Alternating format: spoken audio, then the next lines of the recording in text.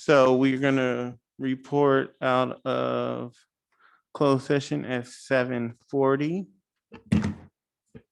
At this point, there is two parts to closed session. For the first part of closed session, I'm gonna have to pass the gavel to Madam Vice Chair Alma Rios. For number one, I'm gonna ask to pass the gavel to you to report off of closed session number one.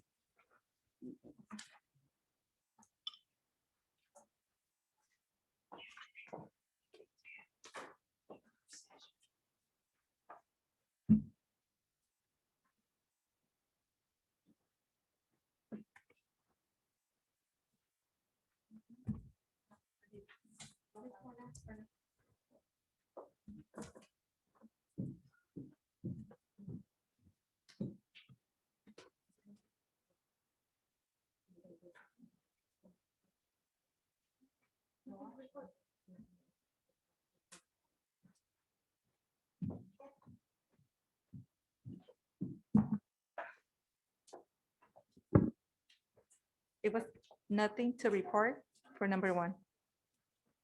Okay, can you please pass the gavel?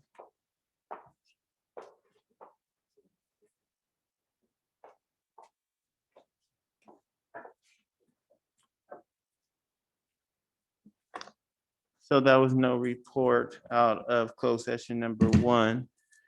Next on closed session item is conference with the labor negotiators, subject to government code section 54957.6, the agent designated representative Palmer Mullen Alma Rios, unrepresented candidate for employment position interim superintendent. I will report public employee appointment and approval of compensation increase, the job title interim superintendent. Before the board approves the appointment and compensation, Palmer will need to make an oral report regarding the compensation. Here are my talking points. The board previously identified Laura Brown as its preferred candidate for the position of interim superintendent, subject to approval at a regular meeting, to serve until such time as the superintendent is appointed and ready to begin serving in that capacity. The board negotiators are recommending that she receive an increase in compensation of 12% of her current daily rate of pay during the time that she serves as interim. Is there a motion to appoint Laura Brown as interim superintendent until a superintendent has been appointed and is ready to begin serving, with an increase in compensation of 12% of her current daily rate of pay during the time she serves in that capacity? As board president, I will make the first motion for this.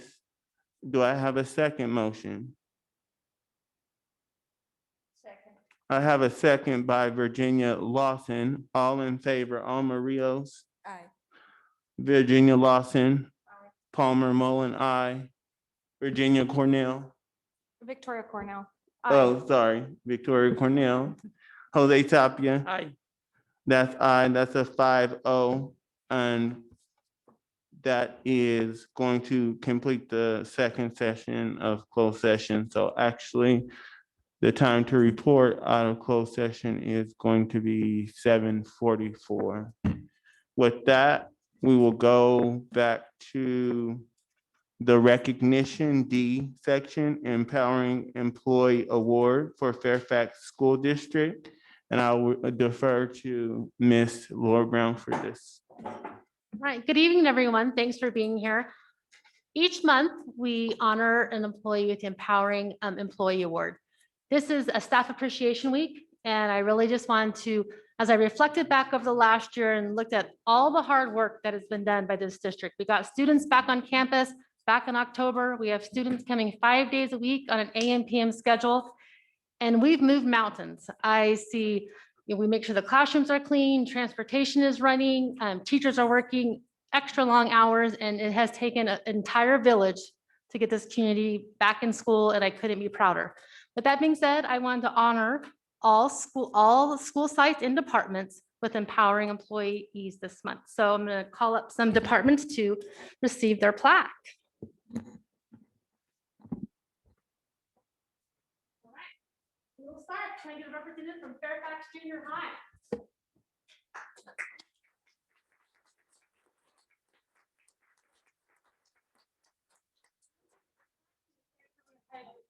My social distance group.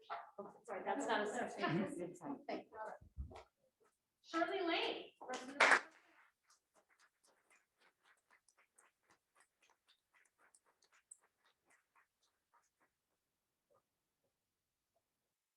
So our plaques represent.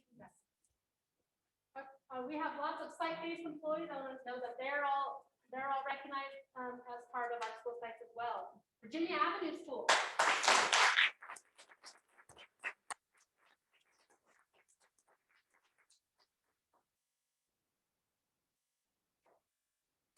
Upper Lane.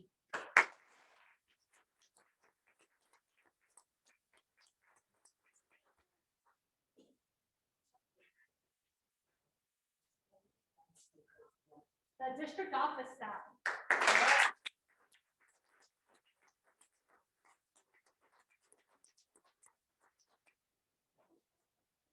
Don't rush up here. All right, MOT department.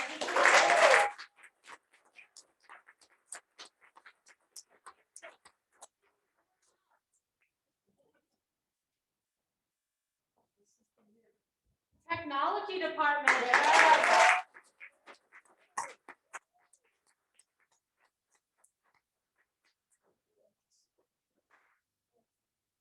Right, next we have those that work close with our parents, other groups that they share an office, per migrants.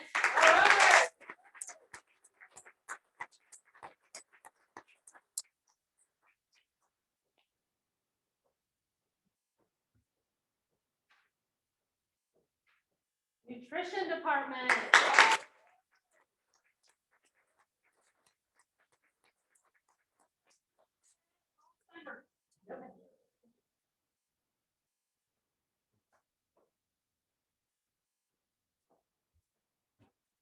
Special ed department.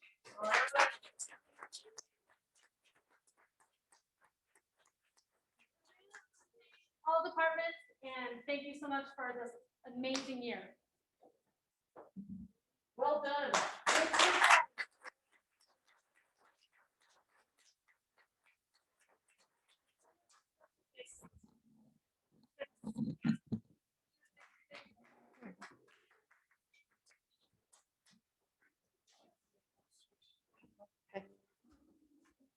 Oh, lost video. Now we'll go to E reports. The first on the agenda is the superintendent report. So I would defer to Laura Brown for the superintendent's report. Just 1 minute, we're having some.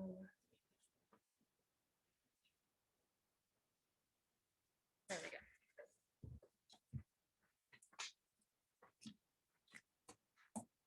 Yes, keeping in the spirit of our Staff Appreciation Week, each of the board members, in front you have your Employee of the Year dinner flyer. That's coming up at the end of the month on May 21st. And just to take a moment real quickly to honor those that received Employee of the Year. Employee of the Year is always a special award because you're honored by your peers. And there's no greater, no greater compliment than being voted by those that you work with. At Virginia Avenue, Classified Employee of the Year, Sasha Palamo. Congratulations. I think she's with us tonight. She's still here. And Christina Buddy.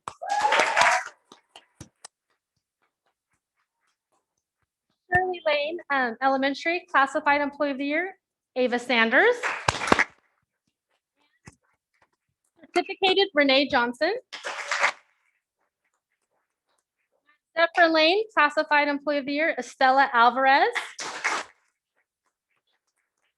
And certificated, Lucille Clemente. At Fairfax Junior High, we have Leroy Orozca is Classified Employee of the Year. And certificated is Stephanie Noy. Administration, confidential and management. Classified employee of the year is Adam Morrow. Classified confidential, Jennifer Spalding. Congratulations. And the certificated employee of the year is Nurse Kelly Miller. Thank you, Nurse Kelly. So this week, we've been celebrating all of our staff with some treats and recognition. And I'm, like I said before, I'm proud of you all. And in front of you, you also have the pins that we have a tradition of giving a staff pin to our staff each year. And so there's also pins in front of you. And so with that, that's all I have. Thank you, Mr. Rowland. Thank you. Now, next will be the board report. So are there any board members that would like to report? So I will report that I had the chance to go to the virtual CSBA conference this year, and I got to learn a lot and got a lot of materials to study. So that was good. That attendance for 3 days, that CSBA conference. And also I got to spend a little bit of time today at Fairfax Junior High with Mrs. Brown, and we went around the campus. So that was really good. And so working together was great. And with that, that ends my board report. So next we will go into the consent section, and I'm going to ask that we approve the consent section as a whole. It's ratified. So the ratification, we just need to have a vote on the consent section. It's already been ratified. So we can go straight to a vote. Motion. No, you can. Motion. Yeah, we'll go to motion. Okay, let me get a first motion for the ratification. I'll make that motion. Second, Alma. Now I'm gonna do a roll call vote. Alma Rios. Aye. Virginia Lawson. Palmer, go ahead. Are you going clear through number 8 through the summer school CSA MOU, or are you just going through number 1? We're gonna go through number 1, the ratification. Okay, ratification, okay. 1 through, Yes, Roman numeral 10. correct. we're gonna go all the way down to warrants and payroll. Yes, so all the way through classified staff number 10 through the through Roman numeral 10. We're not gonna go all the way down to business and finance, on the whole F consistent. You can, consent. you can. One, right? Yeah, you can. We vote can it. do, we can do can. that as well. Okay, we'll go all the way down for the consent section. So we'll go all the way down to business and finance. So with that, I'm gonna need another motion for the consent section, F, ratification, all the way down to business and finance. So do I have a motion? I so moved. Are we, okay, we're going only number 1, right? Item 1 through 10, up to classified staff? We Or we're were including- going to go to all We're the way. including warrants and payroll? Mhm. Okay, then I would like to pull item 44736125. I apologize for the confusion. I thought we were only going through the first one, 1 through 10. You want to pull, which one was that again? From the warrants and payroll, I would like to pull item 44736125. Thank you.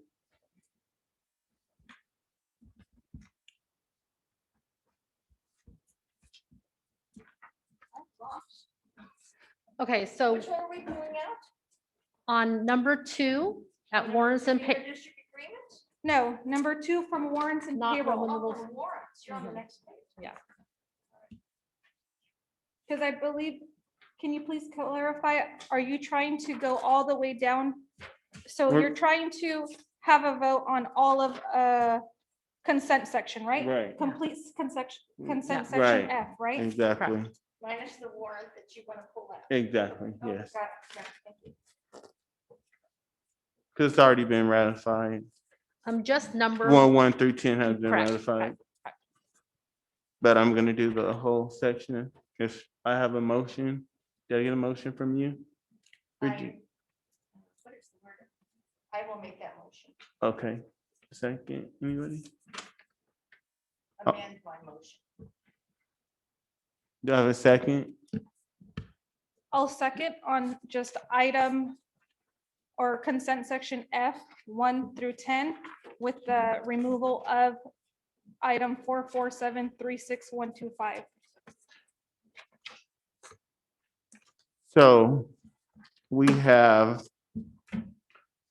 a motion from Virginia for the amended motion to approve the whole section, but we have another motion to approve all of it except for warrants payroll 44736.125.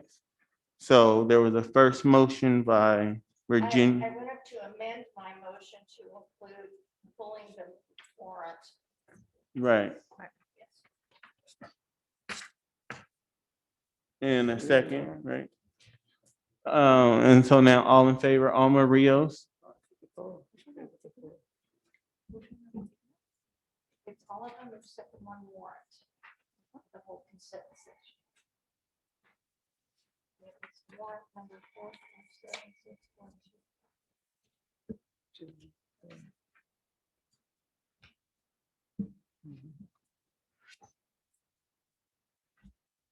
This is not on there. You have to have read it online.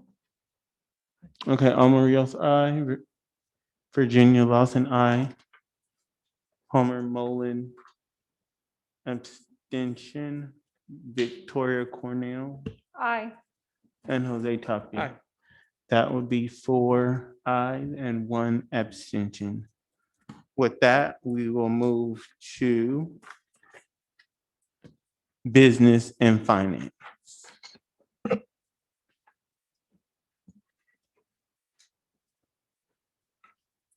Okay, we have a ratification for resolution 2020-07. So this has already been approved. We just need to ratify it. So if I could get a motion. And that would be just to clarify, just for number one. Just for Just for number, number one. just for number 1, which is the bus sales. No. Number one would be including the bus and the professional services, DSA contractor and the elite modular.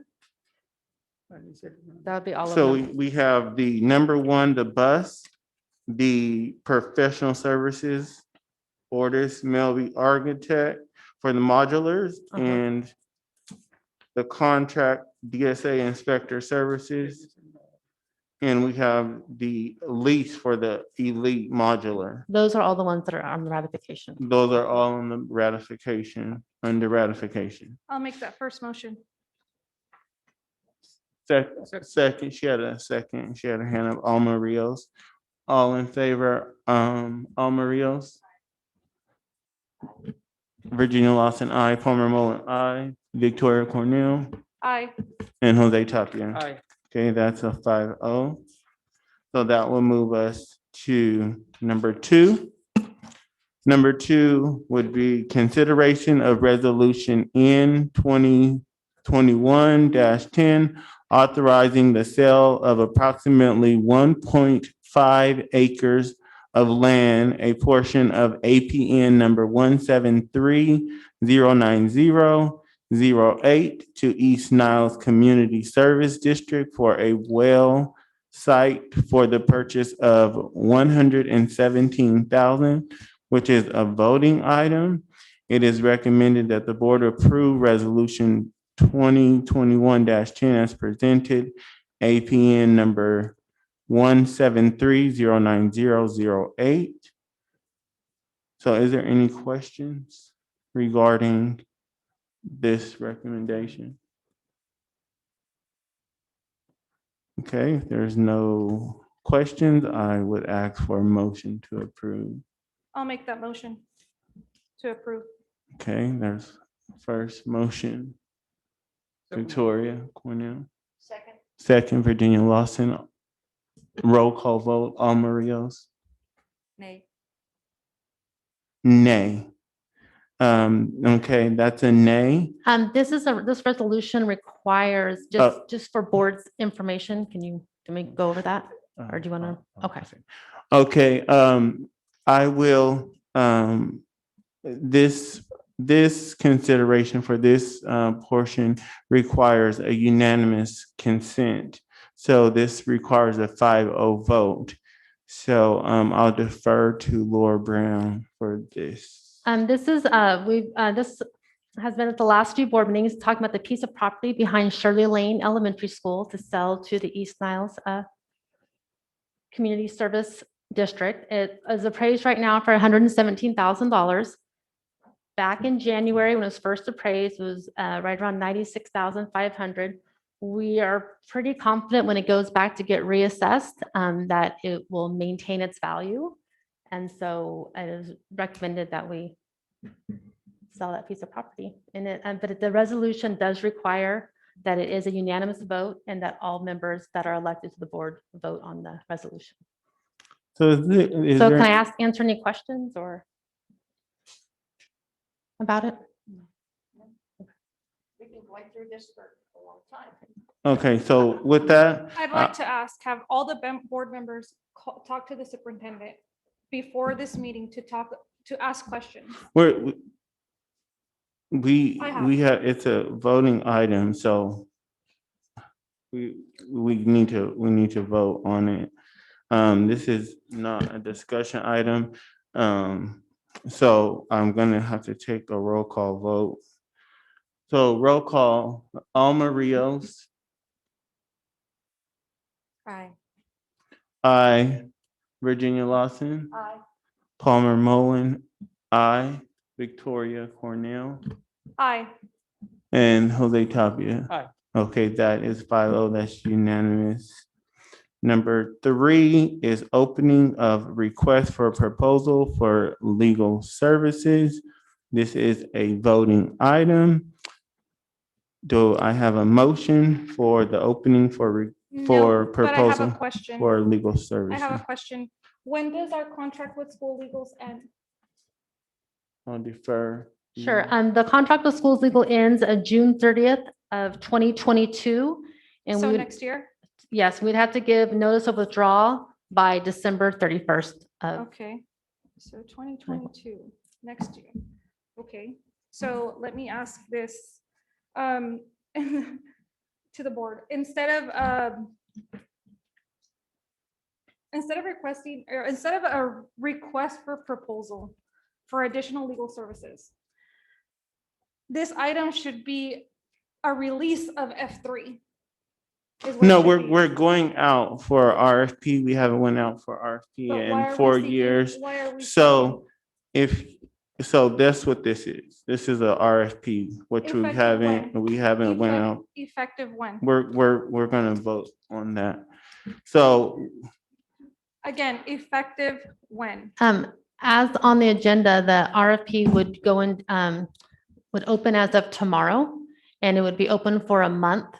And then it would close for interviews through the month of June for a contract starting on July 1st. Okay, so my question again Or is. July- why are I'm we sorry, July doing- 8th. Why are we doing this so soon? If we don't, we have schools legal contracted till next year. this is the agendized item and it requires a vote. It requires a vote, so we're gonna vote on the agendized item, which is the RFP.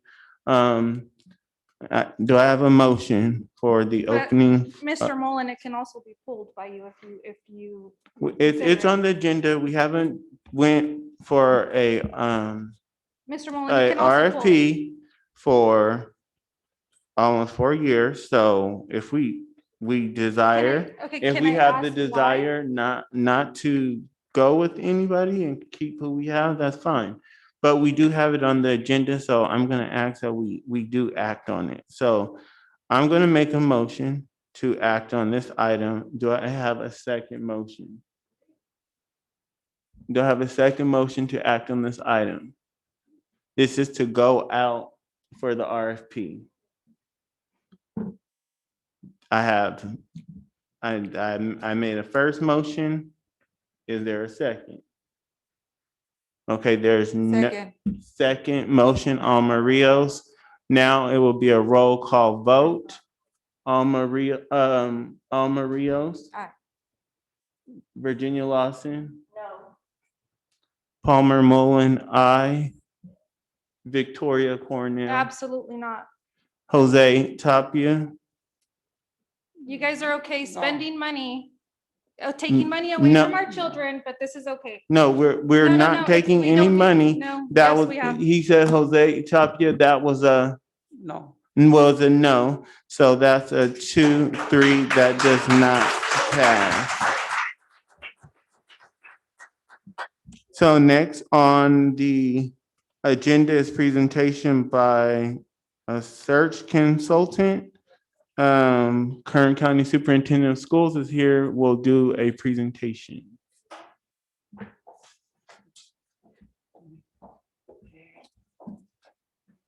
Mr. Thank you.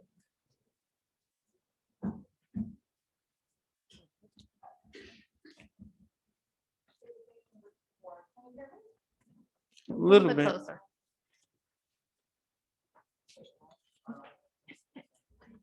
can turn it up and she can move her mask as well.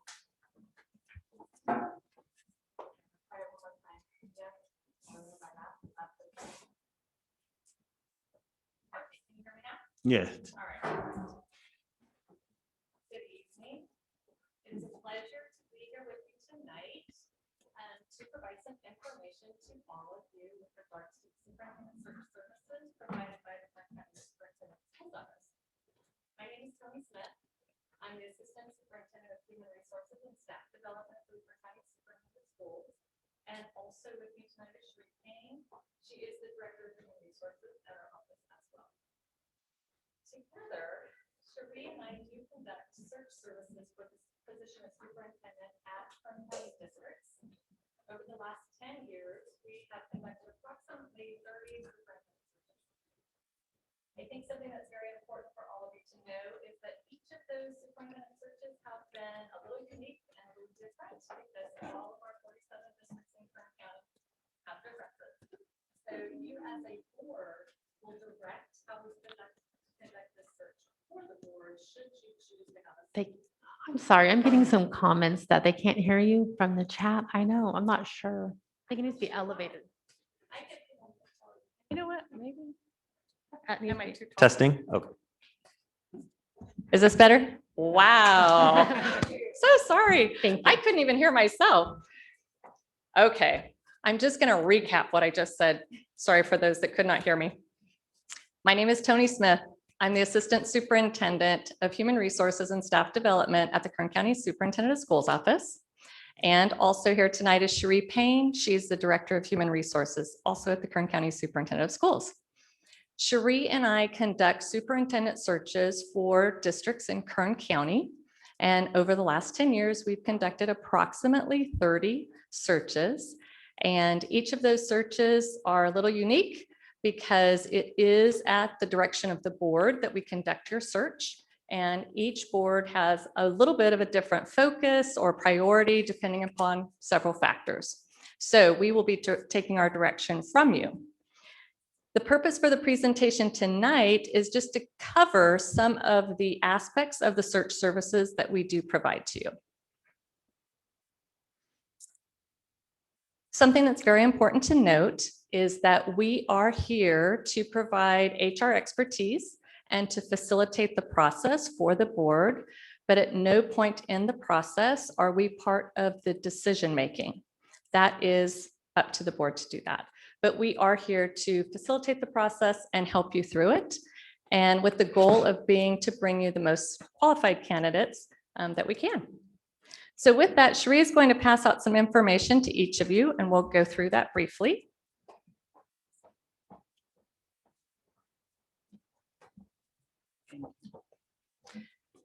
In your packet, one of the first items you should see is a document titled Superintendent Search Process and Timeline. This is just a one-page summary to give you an idea of the steps that we go through to conduct a superintendent search. So I'm just going to briefly walk through that now. The first phase is to establish the selection criteria and the timeline.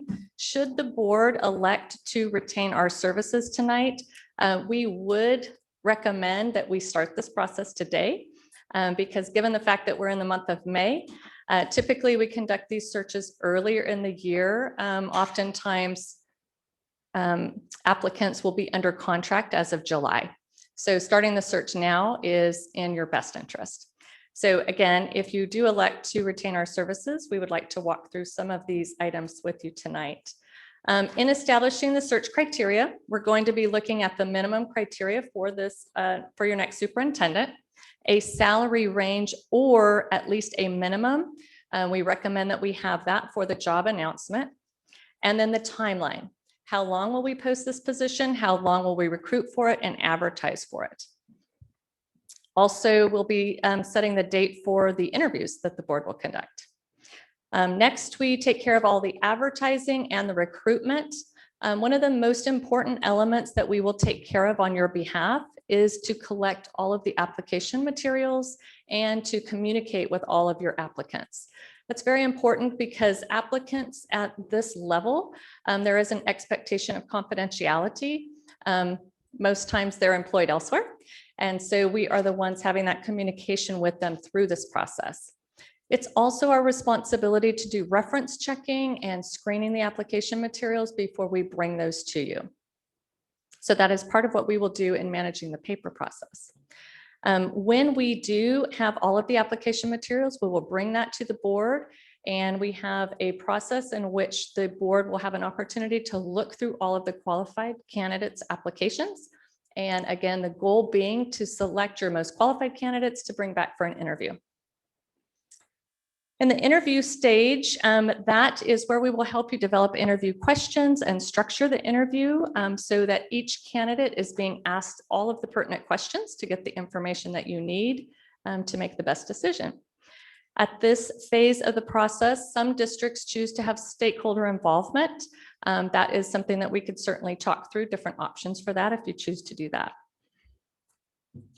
So that's a brief summary of the services that we provide. The advantages to using our office, the cost is, there is a cost to it.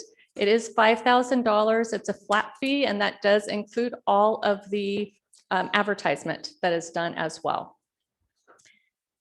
Another benefit is that we do utilize the contacts that we have at various districts and up and down the state to conduct your reference checks. And that's very important because we're usually having candid conversations. We're able to obtain information that will be very important for you in making that decision. And then lastly, we have a vested interest in who the superintendent of your district is because we do work with your district staff as well. So with that, again, that is a very brief overview. I do know that there is an agenda item that would give you the opportunity to enter into an agreement with us. And should you choose to do that, then again, we could go ahead and set up the timeline and the minimum criteria so that we could get your job posted by Friday. Thank you. Any questions?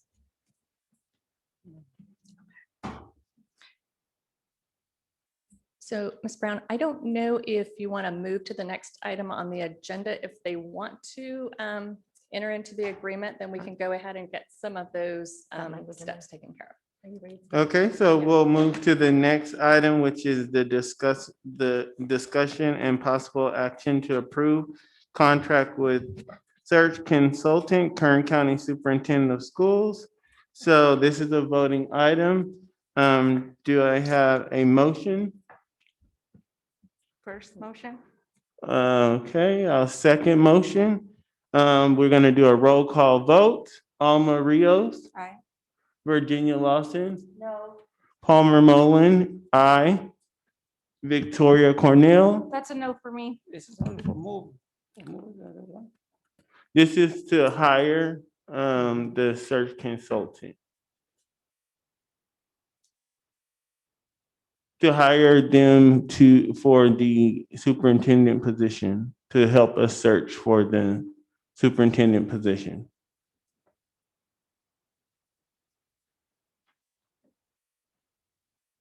You entiendo?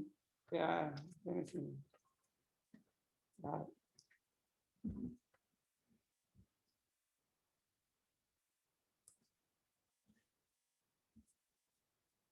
What is the other, what's the other option? There's no other option. There's only one option here to hire, No, there are other options. He's The- asking for more options and there are other options. the option here that we're voting on is the option to hire them. So we have a aye, a no, and then Jose Tapia, it's your vote. We already have the perfect candidate. Expense we don't need to spend. You get a lovely presentation. I admire what you do, but I think we are set with the most outstanding one we can get.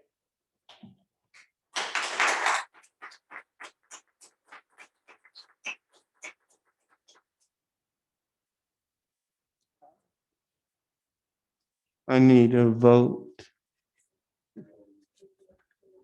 Aye. That's gonna be 3-2. The motion is adopted. So thank you, guys.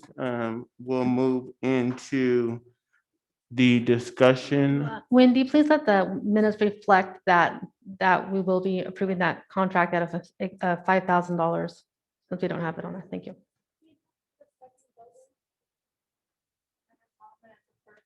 You second. Palmer and, there's the third, and then we defer back to them. Yeah, we just need to get that notice. If we Okay. didn't have a copy of the Mhm. contract, I wanted to make sure it was memorialized in the notes. Okay, so we have it in the notes. Is that all? we need? That's fine. We can- Okay. Mhm. Okay, so we will get, thank you, guys. We'll be in contact with you for your services to give you the direction. Okay. So, There are some items that we would need the board's direction on in order to post the position. So, and it's not a problem if you're not in a position to do that tonight. We could certainly come back at another meeting. I would have those covered. If you want to get it posted as soon as possible, just gonna do this after the break. Should have those conversations. Okay, we need to have those conversations now. Okay. Yeah. All right. Yeah, just if the wish is to get it posted as soon as possible and get a candidate in here by July 1, I think that conversation should probably happen. Okay, I would agree. I just Yeah. don't want to impose that on the board. Okay. So I will keep this to the bare minimum. In order for us to post this position for recruitment, there are a few items that we will need to have so that we can start the recruitment process. My recommendation is that we start this process as early as possible, which would be probably Friday, assuming we're able to gather all of the information that we need. One of the first items that we'll need to know from you is the minimum criteria for the position of superintendent. So I'm happy to share what is typical for a district of your size, an elementary school district, and then you can let me know if you have other thoughts around that. Is that okay? So typically, you're going to require an admin credential, master's degree, and typically, we're looking at 3 to 5 years teaching experience, and then another at least 3 to 5 years in an administrative level position, either at a school site or a district office. Again, keeping in mind that this is the minimum criteria, so candidates that don't meet those minimums would not qualify to move forward in the process. Does that sound reasonable? That does, to me, yes. Okay. The next thing that we need to discuss is the salary. And this does have to be done in open session. And I understand that your district doesn't have an actual superintendent salary schedule. The salary is determined by the contract with the superintendent, which is very typical.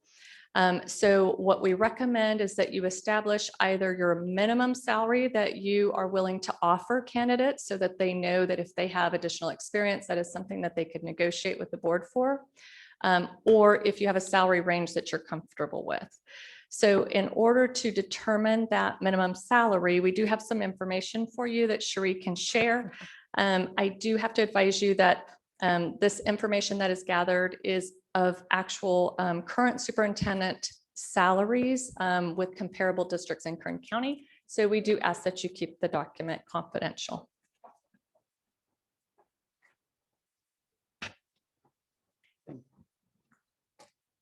So on this document, again, these are Kern County school districts with similar ADAs to yours. There are elementary and unified districts both listed. And my recommendation is that we would focus on the elementary school districts that are closer to your size. Given that I have averaged the salary for all of the districts listed, excluding Fairfax from that average, and it is $166,000. And then you're welcome to look through the other salaries that are listed if that's helpful in determining what you would be comfortable with, again, listing as either a minimum or a salary range. I think another thing that is important for me to share is that you're never obligated to offer a position once we start the recruitment process. And we go through the process, even if you select candidates to interview and you go through that process, you're not obligated to offer the position to one of those candidates. There are always other options. So it really just depends on who your candidates are and how the board feels about next steps. So I say that just to know that you're not committing to paying this particular salary. Okay. So could I ask if there is a particular salary amount that would be agreeable to you to post on the recruitment flyer? Should we talk to Jonathan and see how much we can afford first? John, I have-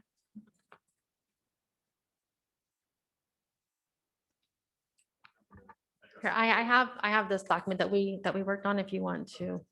Sure, has the board seen that? No.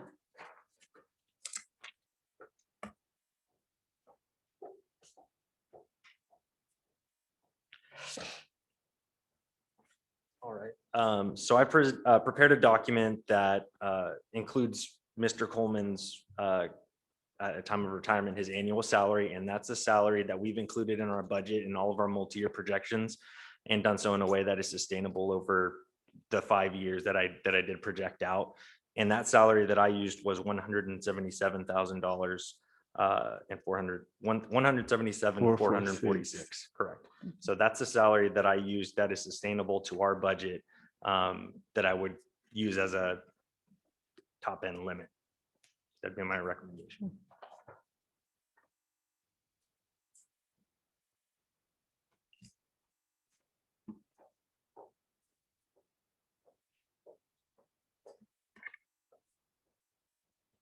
Could probably even hear me with the mask on now. So knowing from your finance person what your top end is, again, we can either indicate a range or you can indicate a minimum that you would be comfortable with. We would, I think the minimum would be the lowest for a new superintendent.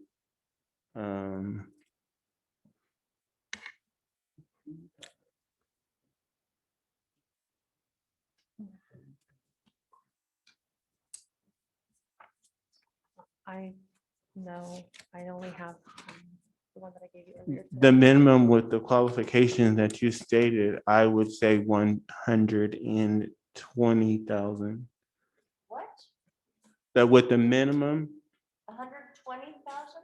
with the minimum of brand, with, if we had someone with the minimum, or are you looking at more than that? the concern with having a minimum that low is Oh, okay. that you will not get Oh, the okay. qualified candidates. Yeah. Okay. So Mr. Mullen. I would suggest that you look at something closer to the average. Okay. So not below 1 158. So 158 is your minimum? Subject to negotiations based upon experience. Mhm. Okay. Everyone in agreement with that? Again, it's just to give a ballpark. Yeah, I have my right here if you want to see it, the percent above it or a few percent above that. Let me pass this to all board members.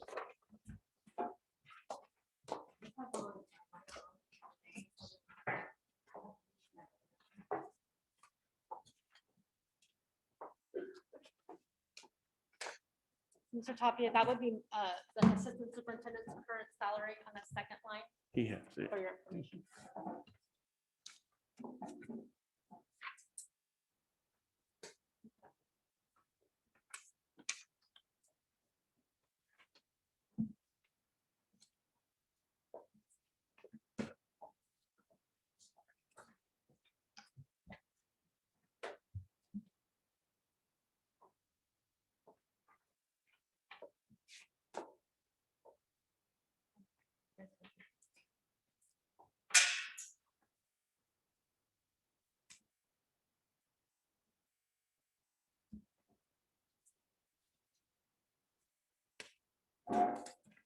So are we looking at starting at an amount higher than your assistant soup tops out? Yes. Okay. So would 160 be? It's okay. When these have 8 steps, 9 steps, are those years? Are they like a teacher salary schedule with more education, more accolades or whatever?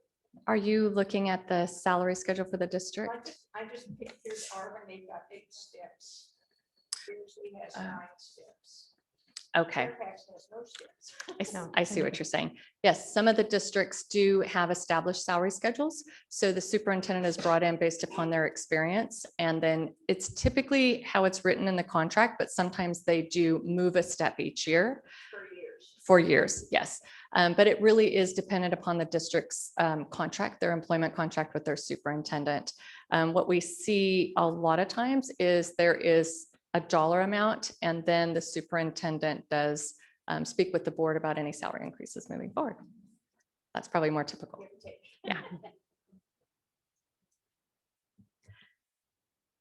So was 160 an amount that sounded reasonable for minimum? Yes. Yes. Aye. Virginia, is that okay with you? What?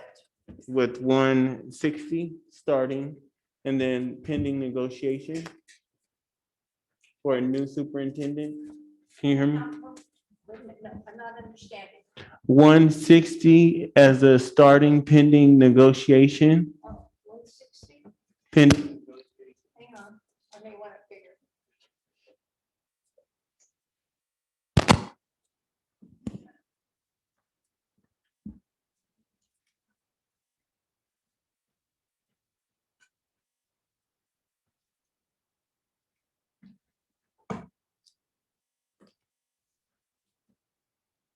$165. 165. 165. 160, 165. Are you okay? 165. 160. 160. 165. 165.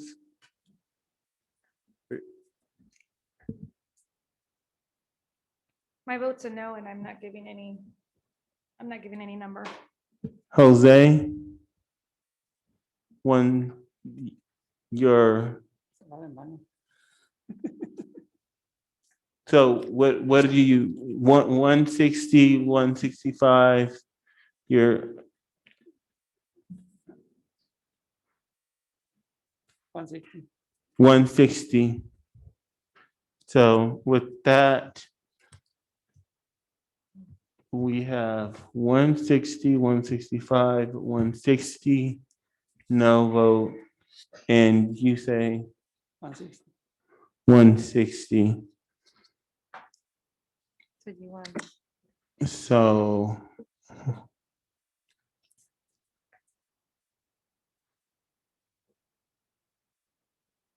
I'm, I, I'm going to go with,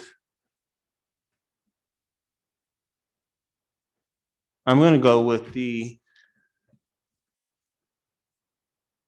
160 pending negotiation.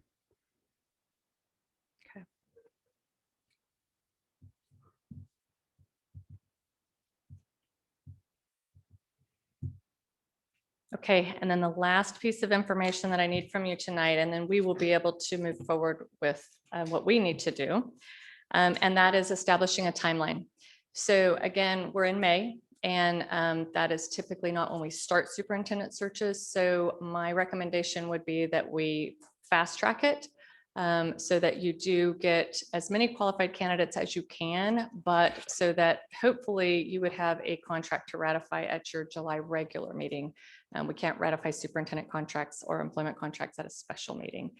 So with that timeline in mind and that goal in mind, my recommendation would be, again, we will do our best to post the position and start the recruitment by this Friday. If we establish a filing deadline of June 1st, that would give your candidates enough time to prepare their application materials. And it also gives us enough time to advertise in EdJoin and other publications, AXA and such. We need to do two things that involve the board. One is the paper screening that I briefly mentioned. That's when Sheree and I come back out to you. We bring all of your application materials and we walk you through a process where we rank those applicants and we determine who your top candidates are to bring back in for an interview. So we need to establish a date for when that can take place. It's typically about a 2-hour process.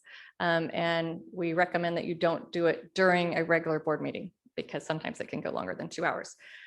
So we're looking at June 7th, 8th, or 9th to conduct a paper screening. If the board is available on Saturday, June 19th to conduct interviews. We highly recommend that you conduct the interviews all in one day. And the best day to do that is a Saturday because again, most of your qualified candidates are going to be working. So if you are able to set aside a Saturday, we can typically interview 4 to 6 candidates in one day and you can move forward with your process. So my next question is June 19th a day that the board would be available to conduct interviews? I don't have a life. I'm going to take that as a yes. No, that'd be yes for me too. I'm Okay. okay with June 19th. And it is really important that the entire board be present for the interviews if at all possible.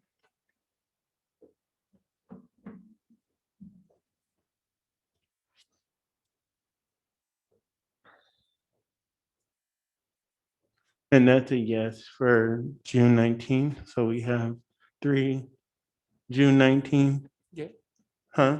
yeah. Yes, so June 19th. What time? We typically start at 8 in the morning. We'll be able to really determine that once we know how many candidates you'd like to interview. Depending upon that number, we can adjust the starting time. Okay.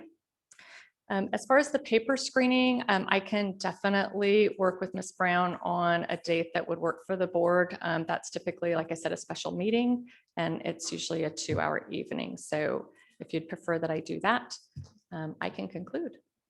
Yes, Okay. Thank you so much. We look forward to working with all of you. thank you. Right, thank you, Tony. With that, we will move into education H, education services, right? Yeah, that's correct. And that, just like the previous agenda items, number 1 are ratifications. And then we go, number 2 would be our presentations by the school sites. So number 1 is ratification. So number 1 has already been ratified. I just need a motion. I'll make the first motion.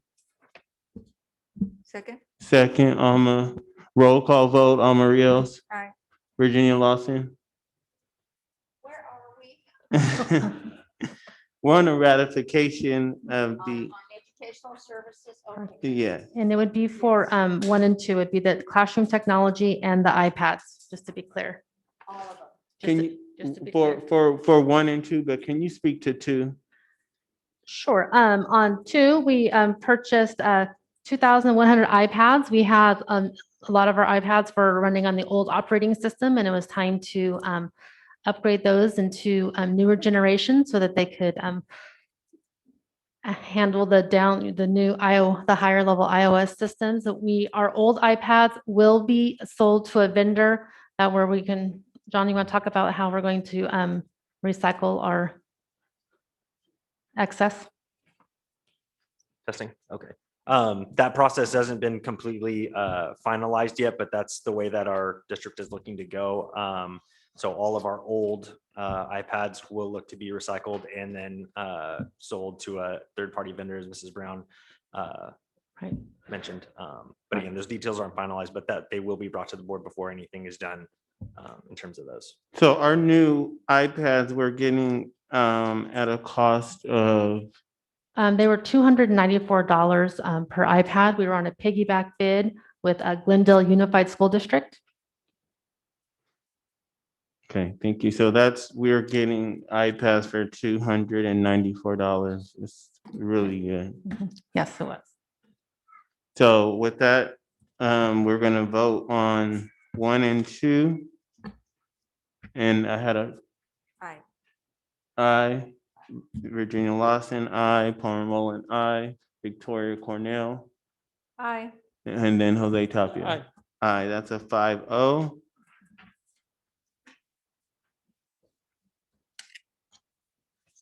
Next, we have the report. Yes, we have.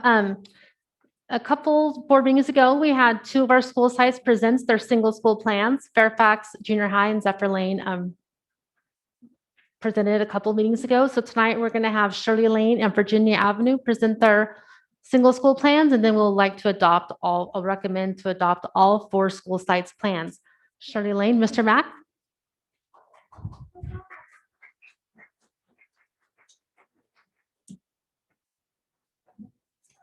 Bring that up for you. Well, good evening, everyone here tonight. Good It is a evening. terrific Tuesday here because I get to brag about Shirley Lane tonight, and that's one of my favorite things to do. Can everyone hear me? Yes. Just wanna make sure. Perfect.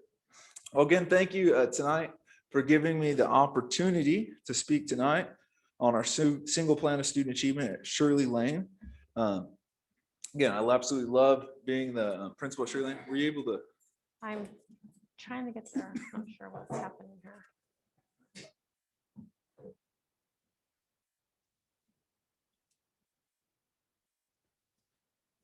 Didn't you just send it to me? I did. I could probably reshare it right now. Can you reshare it? I'm not seeing it. There it goes. There it is. All right. So again, our single plan of student achievement is put together by our wonderful school site council. It's put together as a team effort, and we work on our goals that we like to match our LCAP for. So again, at Shirley Lane, we've all been working really hard in this last couple of years with the pandemic, working hard, working with students. And so we tried to maintain all our goals that we did. And so as we work through our goals, I'll just give a quick reminder if you go to the next slide, Ms. Laura. Just let me Brown, get so- it shared on, I'm not Oh, sharing yeah. my screen on Zoom. Just give me 1 second. No worries. Let's get you set up here. Again, what our goals were, they'll be up there in a second, but I can go over them. We're fully implementing all our Common Core state standards in English language arts, in math. Again, we're working with our English language learners to grow one proficiency level in their overall score measured by the LPAC, and increase the level of parent engagement throughout all grade levels, increase the level of school connectedness and all this. And we've been working really hard on it. And tonight, I'm really proud to share some of the results. So if you go 1 slide forward, you can see all of our student scores over the years. So these are all measured over the CAS over the last 3 years. And you can see that you see some negative scores, but it understands when you look at our CAS scores, you're always measuring the distance from 3, or what we say is the target that we're going. So 3 years ago, we were 60 points below for all students. So we're looking at the column on the left. All students, our overall average, we're 60 points below where the target was to be. Then we came up a little 58, and then we made a big jump to about 38 in ELA. And you can see that not only did all our students score, but if you look at our English learners and you see our low socioeconomic disadvantaged students, they made the same jumps as well. So we're targeting all the students, all the subgroups. And what I'm excited to present tonight, if you go to the next slide, is we're actually recently been recognized by KCSOS as the most improved elementary school in not the district, but also in the county, for what they call any school district that is, or school that is 90% or more socioeconomically disadvantaged, which Shirley Lane qualifies for. So we're being recommended as a model school in Kern County. And so that's not just a one-off, 1 year did great. They looked at all the schools, they looked at a 3-year average, who had the most growth in a 3-year average, and that came out to be Shirley Lane Elementary. And that was, they took all the schools that had 90% or more low socioeconomic, which has always been recognized as one of the toughest subgroups to move along. And so we know we're doing great things. We have proof that we're doing great things. We've always known it, we've always said it, but it's really nice to be honored in that way. And so if you read this handout from the county, they kind of came and wanted to, and they wanted to, how can we replicate it? Because they said, not only did you do great things, we believe that your program can be replicated, and we want to make you a model school, and we want other schools that are similar to yours to do the same process. So I talked to them and I said, look, I'd love to say, hey, this is all me, but it's not. It's a team. I got amazing teachers. I got amazing classified staff, and it's a team effort. And not only is it just my side, I mean, I've got to give kudos to Mr. Clark, Mr. Gardet, Mr. Beckman, Ms. Brown. We were all working a lot together on a lot of things we do. And the model that we saw is not just a model that we're doing at Shirley Lane, we're doing at all the sites, right? And so, because they really looked at our reading scores. And so they came in, they wanted to look at our reading program, our reading intervention. We talked about our 95% program. And I shared with them, we went through our federal review a year ago. Shirley Lane got put through it. And at that same time, CDE recognizes, kind of speak about how we fund and how we do this. So it's just really nice to see the amazing things that are going on in Fairfax right now. And it's really fun to talk about them too. But again, we've been doing a single plan for student achievement. We've been working on it for quite a few years, and we've seen the progress and we've seen it's going. So we know COVID's going on.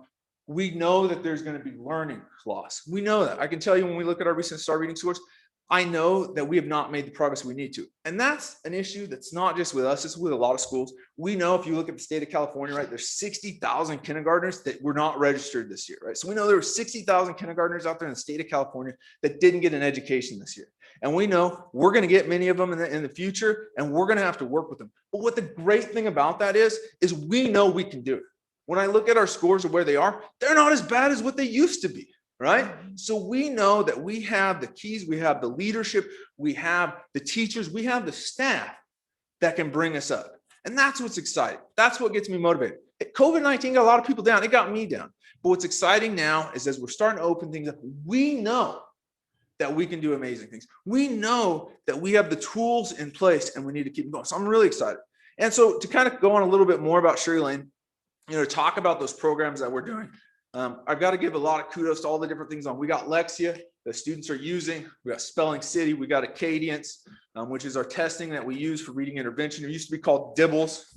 Have you heard of that? What that was before? Our STAR reading assessments, our STAR math assessments, accelerated reading, which really uses students to get motivated. We've got our STARFall for our younger kids. We have Read Theory to help with reading comprehension. With our older students, we use our Standards Plus to supplement the core where we can't in English and math. We use our 95% for our focus on early literacy skills. We also use SIPs to help with the older students when they need those foundational skills to be beefed up. Right, math, we're using iReady, reflex math, and we're still looking to harness the power of iReady and to try and move on to with some more math intervention with those to model after our reading intervention program because we know those systems work. Again, and to continue to move on, we have a math intervention 3rd through 6th grade using our STEM. We want to beef that up. And again, Standards Plus to help supplement the core. If you can go one more slide for me.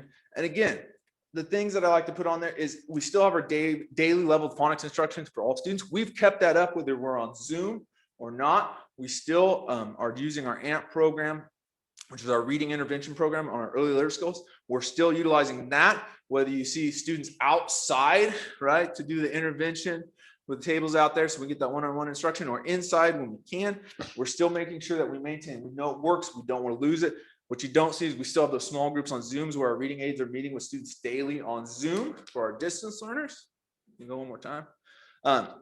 Again, we really try and promote a culture of literacy at Shirley Lane at our school. So we promote literacy, we promote reading. We know that reading is so important, especially at the younger levels. And we want to have conversations with students about books. Recently with my staff, we did and it was a volunteer. I didn't force parents, teachers to do it, but we had a lot of people join. We did a book study following the book, The Book Whisperer, how to motivate students to read. We've always done our author visits in the past. Obviously, we couldn't do that one in. So we had a virtual author visit there. We have our AR program. And that was an author. Her name is Miss Loney. She wrote Bunny Bear. She's got a lot of great books, especially with students with self-esteem. So she came on. Students got to interact with her, ask questions. It was a great event. Miss Langston George, one of our wonderful fifth grade teachers, she was able to arrange and get her to do that visit with us. You go to the next slide for me, Mrs. Brown. I'm sorry, what was her name? I've got it on a slide of the full name. It was a last name Loney. I don't remember the full name on top of it, but it'll come up in a slide. We'll have the whole thing on there. We also did it on Parent Square, and if you look back on our Instagram, there's a slide with their whole full name on it. We have our virtual spirit weeks where we get kids involved. We still did our kinder Easter egg hunt, social distance out there with the masks on. The kids got to participate. They had a great time out there. So we're still trying to get that school connectedness, that culture going. We had our family craft night, which ended up being really fun. I think that's things that we can learn. I led the students. I got my inner kindergarten teacher on and led them all through a craft. And, you know, I got to see what the teachers go through when they're teaching things on Zoom, and you got to take it really slow. And kids keep saying, oh, what do we do? What? So it was fun to do that, and we had tons of involvement in that. Of course, we still did our Dr. Seuss's birthday, celebrating literacy there. And again, we want to keep kids connected. We have our morning announcements. We post an announcement every day. We want those distance learners to feel connected, like they're still part of the school. We still do the announcements in person as well, but you can always go on Parent Square. Those are posted every day. We give the morning announcements so everyone can stay connected. We have our virtual challenges where we give prizes to keep those kids. And those were really important when we were on distance learning because we wanted to keep that connection with the school. Next slide, please. There it is. One more. Author night. Again, yeah, Andrea J. Loney, right, was our author that we had on there. Again, great author. And she was just awesome to work with the students there. We had our Red Ribbon Week. We still wanted to promote that, fill that out, and we had all the activities and the learning going on there. Just got a couple more slides. Again, we continue to do our Student of the Month. We've been doing those on video presentations. We've been having that with fun, making sure to still get the students recognized so that they know that they still feel, again, it's about that connective. It's about wanting kids to be involved in school, whether they're on campus or they are virtually involved. Again, very important. And that's just what the SLE culture is, right? So again, it's about building that team. We look at the data, we make decisions, we get that very specific intervention of what the students need. We've got to be positive all the time. Kids don't want to come to school if it's boring. So we got to have that positivity, right? Because every day is a great day at Shirley Lane. We want to have that effective, engaging teaching practice where we're keeping those kids involved. We want to understand on how to close that achievement gap by accelerating the learning. We've done a really good job at that. We know how to do that. So I'm excited to get all the kids back on campus because I know that we can do that. And we keep a focus on the tech, using that tech for teaching. It's not just a babysitting tool. It's not just something to buy the time. It's something that we use to expand their learning. So again, I always appreciate, thank you for getting those iPads updated for us so we can continue to use those. And that is the Shirley Lane way. It's about being positive. It's about bringing those kids connected to school. It's about focusing on specific things and having, and it's the whole team effort. It's not one individual. It's a team, right? You could say it's the Shirley Lane way, but it's the Fairfax way. We work as a family. We do things together. We put the kids first. We put those specific things in, and that's what we got. That's what we did. We got recognized for it, and I'm so proud of it. I'm so proud of my staff. So proud to be working here. And again, I just appreciate all your time for me having this. Thank you for taking the time to let me talk. I know I try to keep it quick, so I'm speaking really fast. But with that, have a wonderful evening. But most importantly, always remember, go Stars! Any questions?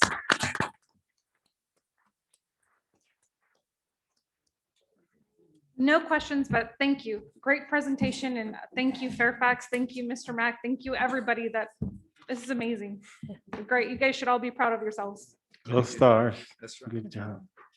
All Thank you right. very much. Thank you, Mr. Mack.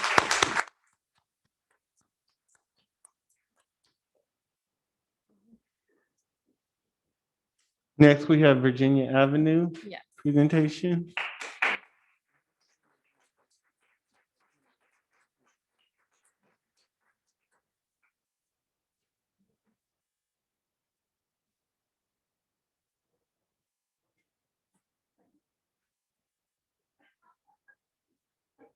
Oh, we're getting ready.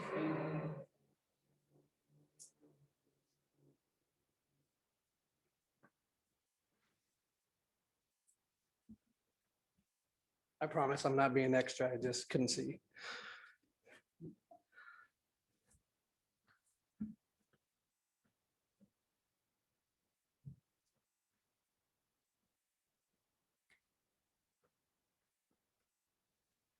Just 1 second. My computer is slow.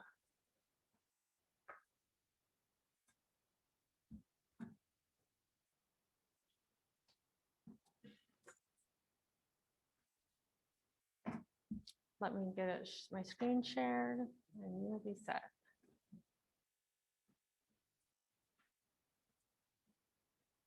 We are slow. School's out. They're tired.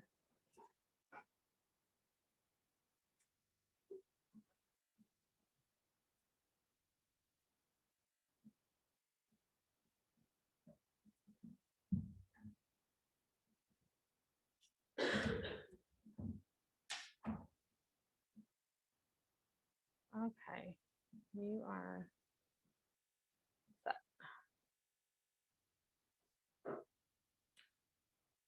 All right, well, thank you very much. Principal Virginia Avenue Elementary. Excited to share again, we got really difficult going last one. Excited to show you some of the things that are going on at DA. So today's presentation, I'm going to go over a little bit of our recent school success, also our system goals, as well as a little bit of the intervention program and just how we've been adapting to the climate change. It's a so recent academic success in PA. So as you can see, the last few years, we've increased both in math and ELA near significantly each year. So almost 27-point growth in 2 years in ELA and 14 in math. So we've been very proud. Also not shown is that we've also been able to decrease our chronic absenteeism and decrease our suspension rate at PA as well. So there's a lot about just the things that have been going on. And so again, this year, we're not able to do our CAP testing, and that's, definitely a lot of stress that comes with it. And I do agree that it was the right choice, the way things were going. But it's also something that I feel my staff looks forward to get very hyped up for it and, do a lot of stuff with the kids to get them prepared all the way before. We're taking that same approach right now to the end of the year testing that we're doing right now with our STAR and our IRID. So again, we put a lot of effort into this, and I'm excited for next year when we really get a chance to see what we can do in the school year. So I'm not going to go through our steps of goals because they are all the same. But we definitely were tagging English language arts, math, and our EL, as well as our community engagement. Some of the intervention programs that are going on right now, we have our STEM program. Right now, our STEM is helping with our focused math intervention in our upper grade. We have our homework assistance club that we've been using before we went back full on campus. Big thank you to our BA ACES who helped out with that as well. And again, some of the programs that we've been implementing, the Reflex, the iReady, Lexia, continuing with our 95% groups, as well as the BA, we're starting on something I'm going to talk a little bit about on our daily chronological awareness. There you go. Okay, so prior to COVID last March, right before COVID, we were able to have our last coaching session with our 95% group team. One of the things that we noticed at BA is that our students have a big struggle with phonological awareness. And so we see that the growth wasn't where it was supposed to be. Year after year, when we dived in a little bit deeper, we noticed this one area in K-1 that the kids just were not getting into better. And so we started talking with our coach, Freddie and I sat down. We started to look at programs that were out there that could help us. Mr. Garday, speak a little closer to the mic. The virtual world can't hear you. Thanks. So again, so we took a look at our at some of the data from our Acadia, like this doubles before. And so what we really wanted to see was that there's a big correlation between ELL students and populations of high ELL and phonological awareness. There's a lot of sounds that we have in the English language that we don't necessarily have in other languages, and the kids need to be taught that explicit. Now, we do have pieces of that in our 95%. We also have pieces in our core curriculum, but not something consistent. So as we looked, we found a great program called Heritage, and we started implementing it getting virtual.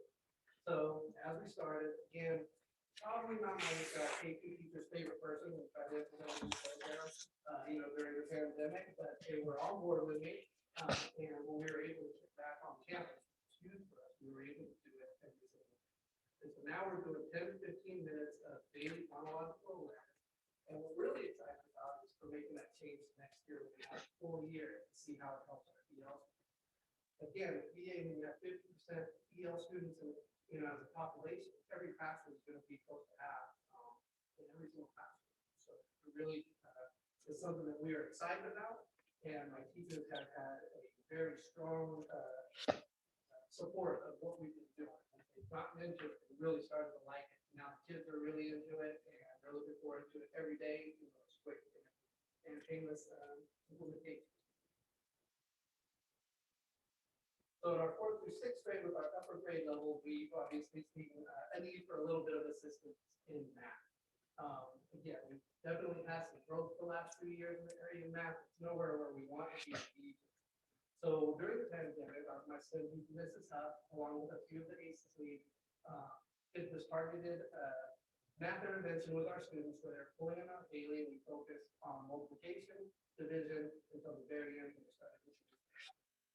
So it's a really nice little program that we're able to get some teachers to help.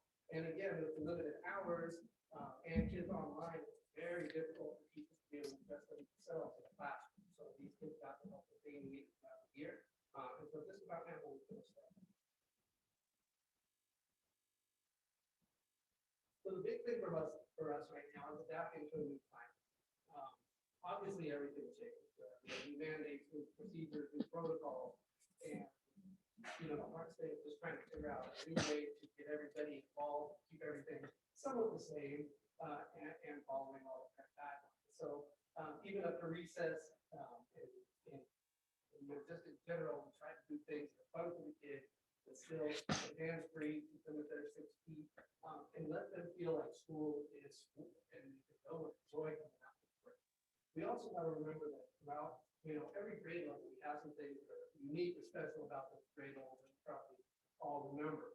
We learned to multiply in 4th grade. Then we started doing our California missions when we were in 4th grade, state reports in 5th, and then we get to all the living as we get to 6th grade. One thing that we do, that we do in Miss Levinson's class has done for the last couple of years, is she does a living wax movement.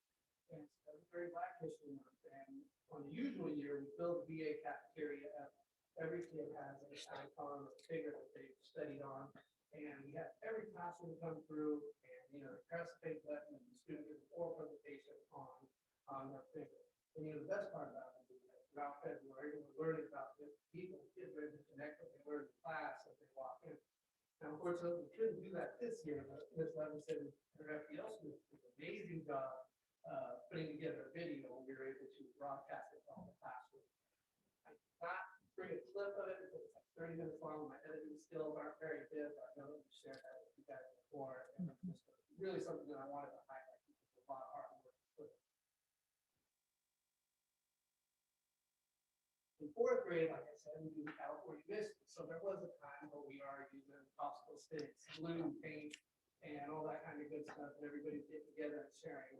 Well, again, trying to adapt to the new, procedures and new safeguards, our fourth grade team has kind of moved over to a complete Minecraft virtual mission report, which is a great way to kind of combine learning and it almost incentivizes itself. So we're looking forward to end of the year with that. In fifth grade, we have state reports. And again, we all learn about state. Usually what we're doing is we're, making a coloring page, learning about the flag. And we still do a lot of that. We still submit everything, it's electronic, it's not a folder turned in anymore. But one of my fifth grade classes did something pretty unique that I'm excited to share with you guys.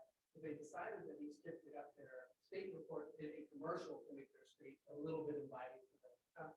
So this one right here is a short commercial by a student named Natalie McFall in Miss Wyman's fifth grade class. Oh. Let's wait. Let's pause this.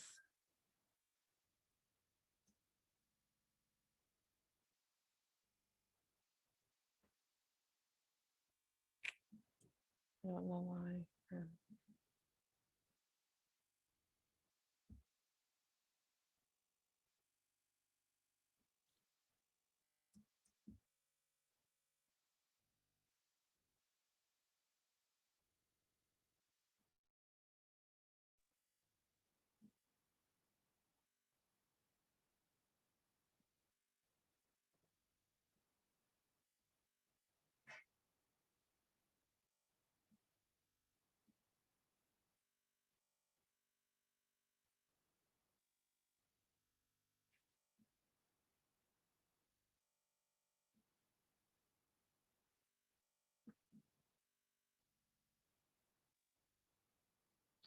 You guys practiced that today. Do you remember what setting it was?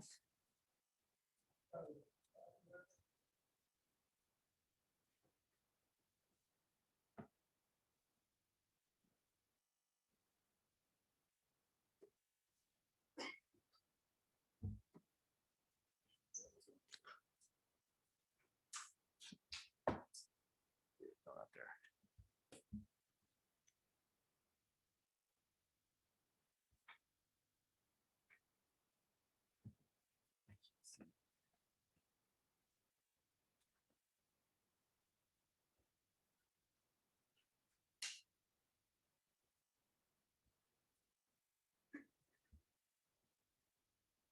Put it in present mode.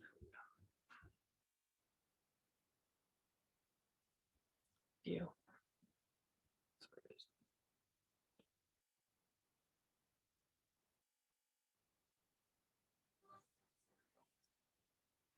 There you go.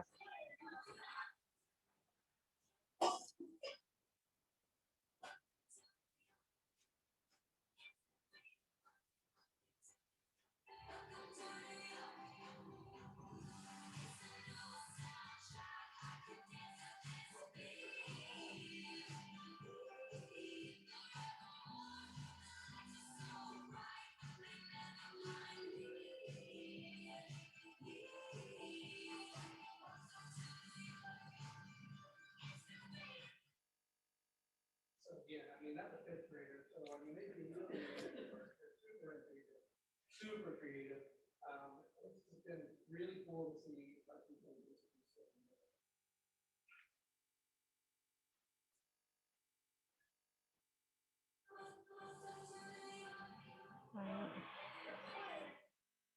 There you go.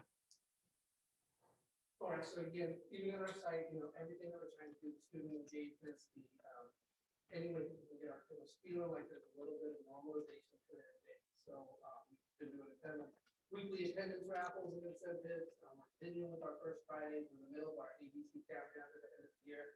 We also did a virtual net show, which was very cool right before we returned to in-person.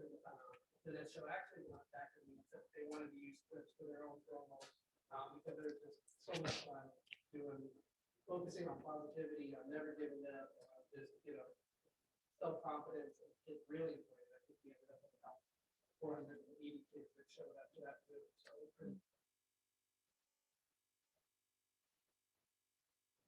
even field trips, our teachers are going out there to the fire departments, making sure that they can bring these experiences out to the kids. And you can see they have their iPads and set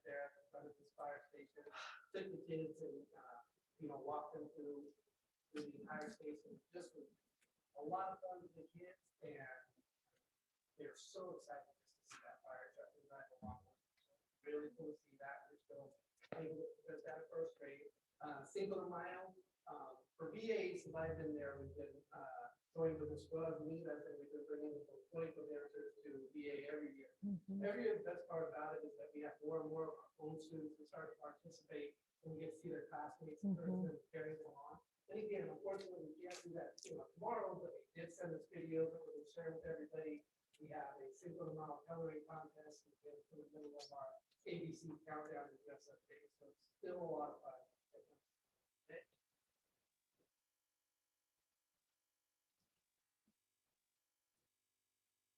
And next we definitely, like I said, a lot to celebrate. We still have a lot that we need to focus on and goals that we have for ourselves.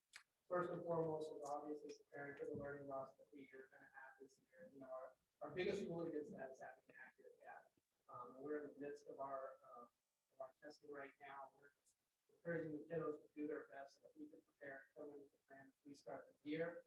Chronic absenteeism improvement, again, that's something for VA that we're always trying to improve on. Our council makes a ton of phone visits, a ton of phone calls, and our teachers do too. We're trying to improve our communication with families. The district parents were huge for myself. I should connect with every parent every time they have a question. Next big thing we know that the district is taking a big approach to is that we need to be prepared for our students' social and emotional. It's a very hard year for them, so we have to know what to look out for and be prepared. We're going to continue with a lot of the safety practices that I think have been brought in. Some things are just, going to be good, and going forward, we want to make sure that, we're focusing on washing our hands, sanitizing, all those things are really great for the school before. Definitely no Bob and Doc will be we're going to continue to target group students, based on their reading ability. Our STEM teachers continuously try to find new programs and ways to do math intervention with our older kids. Return with FAST and all those extended learning opportunities. We want to make sure we're focused for each grade level. We also, with all the new additions we have, we want to make sure PD is on point for our teachers, so we utilize all the programs that we got. And lastly, we are really making a solid effort to utilize the CAS interim assessment and focus with the interim assessment so we can go forward and get prepared for this year. All right. Good job.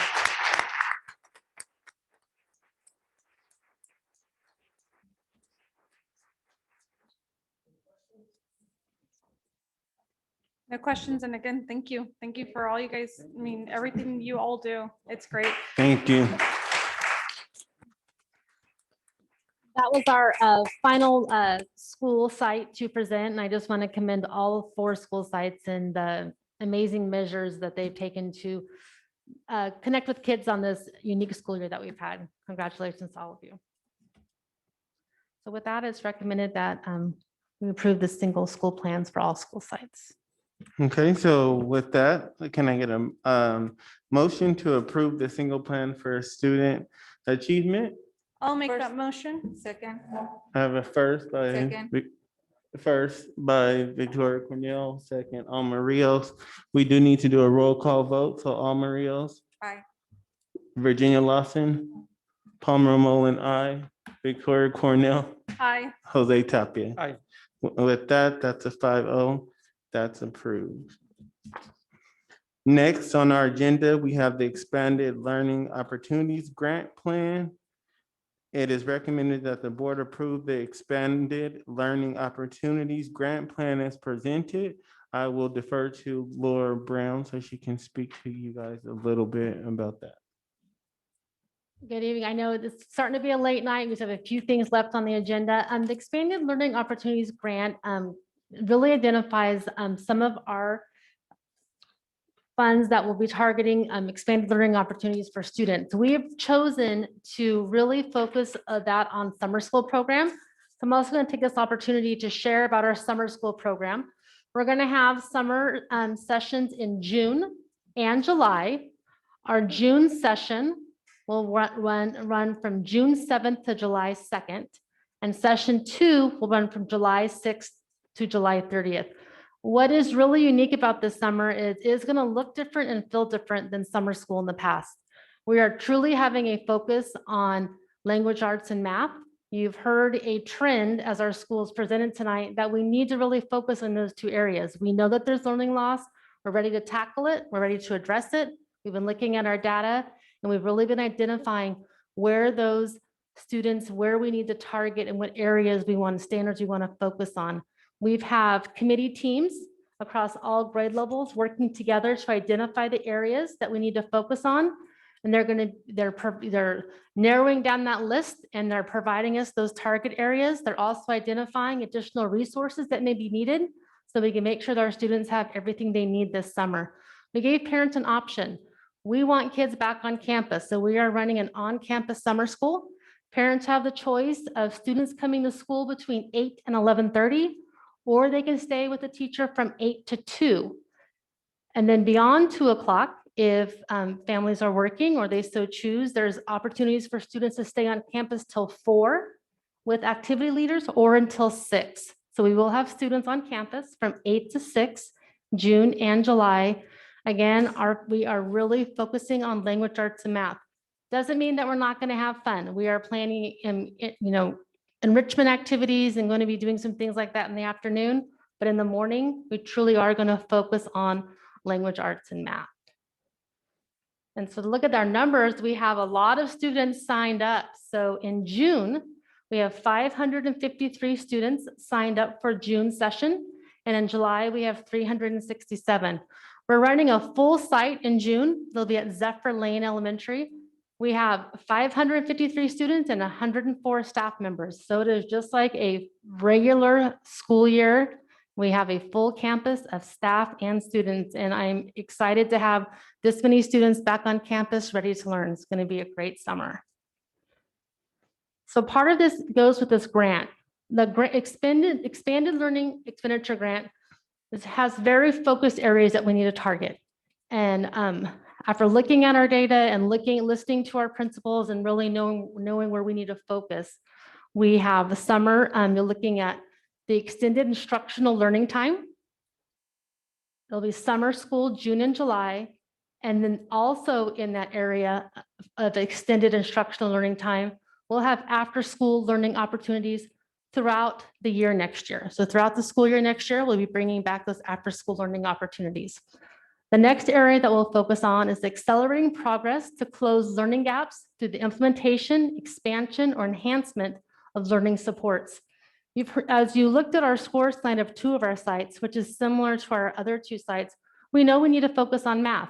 We've looked at data, we've talked about a lot over the years. We have a intervention program that's now been recognized in the county as one that's helped that school site make considerable growth, as well as recognized by the state in our Title I program of how we run that program. And we shared that with technical support at the county office with some schools. So we want to replicate that reading program with math. So we're looking at a district math TOSA and including 6 instructional aids. We are going to build that program out this year and hopefully with thoughts and plans and twisting John's arm to help grow that further as we can. Lexia has been a strong program for us. That's a K-8 program. We're also going to add a new component of that program called Rosetta Stone English. Rosetta Stone English will be an ELD support for our students.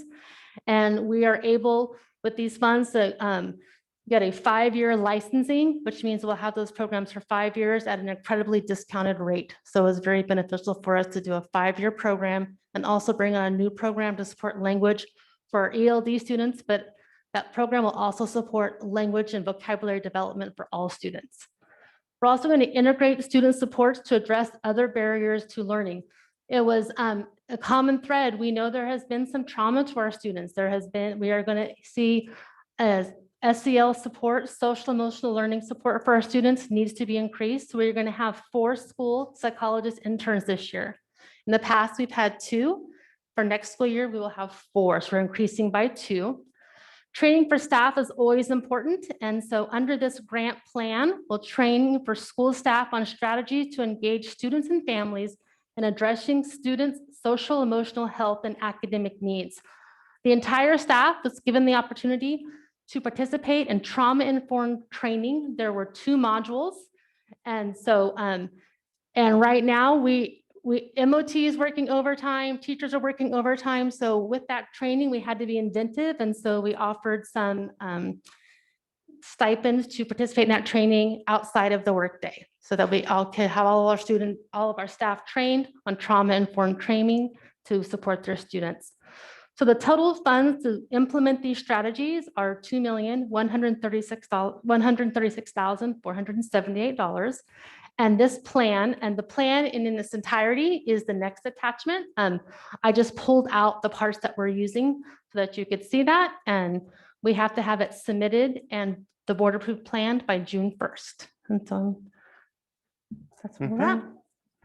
Thank you. With that, I recommend that the board approve the expanded learning opportunities grant plan. So I will make the motion.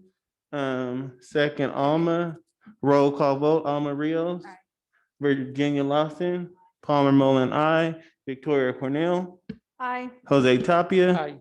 That's a 5-0. That will pass. Now we will go into the section of personnel. You can go to number 2. Number You've already taken care of number 1, so number 2. number 2.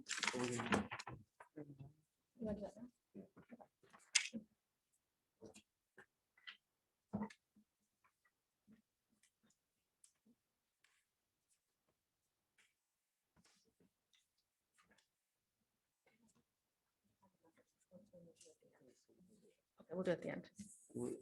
So do number 2 on personnel. 2, yeah, the declaration of need. Number 2. We've already done Okay, number 1 now what personnel. we will do is go to J, let's go J1. And J1 is going to be the public employee appointment and approval of compensation increase, which is a voting item. The job title is the interim superintendent. I'll make the first motion on that one. Second. Second, Alma, I'll roll call vote, Alma Rios, Aye. Virginia Lawson, Palmer Mullen, I, Victoria Cornell, Aye. Jose Tapia. Aye. That's 5-0 for the public employee appointment and approval of compensation increase pass. Number 2, declaration of need for fully qualified educators, which also is a voting item. It is recommended that the board approve the declaration of need for fully qualified educators for the 2021-22 school year. So with that, I'm gonna ask for a motion to approve the declaration of need for fully qualified educators if there's no question. I have a motion. I'll second. I have a first by Virginia and a second by Alma. Roll call vote, Alma Rios, Aye. Virginia Lawson, Palmer Mullen, I, Victoria Cornell, Aye. Jose Tapia. With that, the declaration of need for fully qualified educators will pass 5-0. Now we're gonna go with Want to do number 3 or number 3, the KFTA initial proposal, which also is a voting item. It is recommended that the board receive the sunshine proposal from the current Fairfax Teachers Association, KFTA. I'm gonna ask for a motion for the sunshine KFTA initial proposal. Have first, Second. first by Virginia, second by Victoria. Roll call, Alma Rios, Aye. Virginia Lawson, Palmer Mullen, I, Victoria Cornell, Aye. Jose Tapia. Aye. With that, 5-0, the Sunshine KFTA initial proposal passed. Now we're gonna go with number 4, the classified staff, which also is a voting item. It is recommended that the board approve the following applicants to fill the open position. And if there's no objections to the list, I ask that the board approve the list as presented. Do I have a motion? First by I Virginia, second by Victoria. Roll call, Alma Rios. Aye. Virginia Lawson. Palmer Mullen, I. Victoria Cornell. Aye. Jose Tapia. Aye. That's a 5-0. With that, the list as presented passed. Before you adjourn, let me get this out. Before I adjourn the meeting, I'm going to defer to Ms. Brown for the attendance award. We have forgotten the attendance trophy the last couple months, and just in time, we've had a Fairfax junior high sweep all year. But with month 8, we have a new winner that snuck in there with a 94.52% attendance rate, and that will go to Zephyr Lane.